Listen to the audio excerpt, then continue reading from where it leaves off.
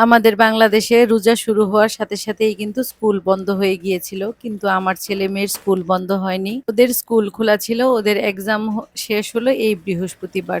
তো এখন তো স্কুল বন্ধ, ঘরেই আছে। গতকালকে রাতে আমার ছেলে বায়না করল, মা আমাকে একটু সকালবেলা ব্রেকফাস্টে হোয়াইট সস পাস্তা করে দেবে।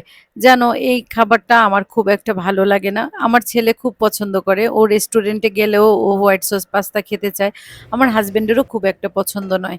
আমার হাসব্যান্ড আজকে সকালবেলা রুটি খেয়েই অফিসে চলে গেল। তারপর আমি আমার ছেলে-মেয়ের জন্যই বানালাম। সাথে আমিও একটু খেয়েছি।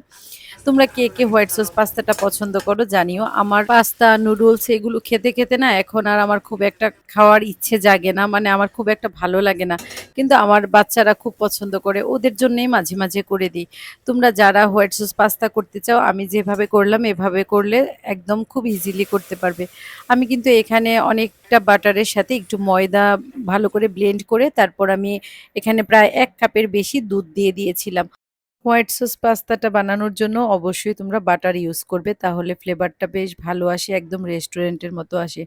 আর আমি লাস্টে অনেকটা মোজারেলা চিজ দিয়ে দিলাম। তোমরা চাইলে কিন্তু অন্য চিজও ইউজ করতে পারো। আমি পাস্তাতে চিকেন ইউজ করিনি, ডিম ইউজ করেছি। তোমরা চাইলে চিকেন দিয়ে করতে পারো। চিকেন দিয়ে করলে আরো অনেক বেশি ভালো লাগে। আর আজকে সকালবেলা আমার ছেলে-মেয়ে ঘুম থেকে উঠেই বলছে, "মা তুমি পাস্তা করেছো, অনেক সুন্দর ফ্লেভার বের হয়েছে।"